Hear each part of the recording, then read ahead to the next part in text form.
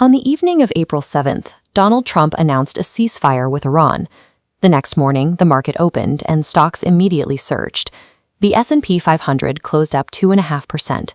The Nasdaq jumped nearly 3%. The relief rally narrative is mathematically impossible when real-world transit falls by 96%. The buying pressure originated from a different source. Leading up to the ceasefire, the market was braced for a catastrophic oil shock. Following joint U.S. and Israeli airstrikes and the death of Ali Khamenei, analysts modeled scenarios where crude oil hit $300 a barrel.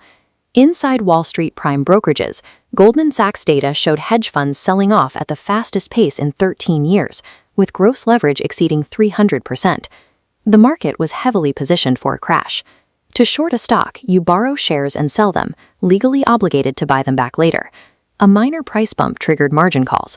Short sellers bought shares immediately to close positions, pushing the price higher, triggering even more forced buying.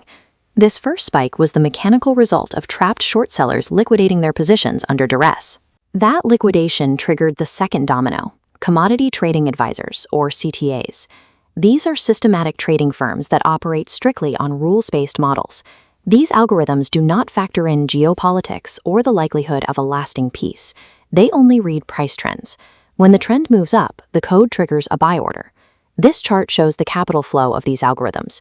Heading into the ceasefire, Goldman Sachs reported CTAs held a $30 billion net short position. Once the short squeeze crossed trigger levels, these models flipped, executing $86 billion of equity purchases in 5 sessions.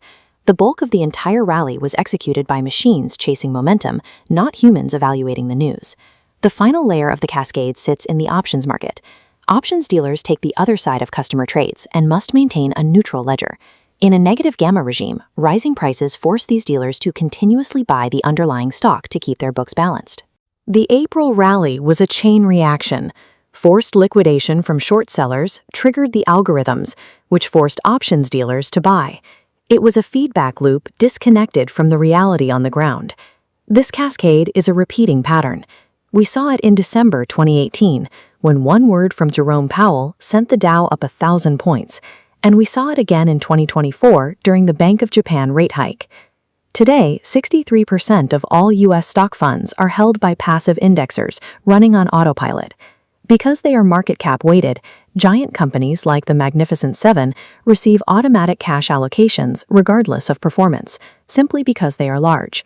What remains of the active market is dominated by a few highly leveraged megafunds and a $2 trillion a day zero-day options market. The market of reading earnings and valuing business fundamentals has been replaced by an automated machine reacting to itself. The news headlines are just the fictions we use to rationalize the math.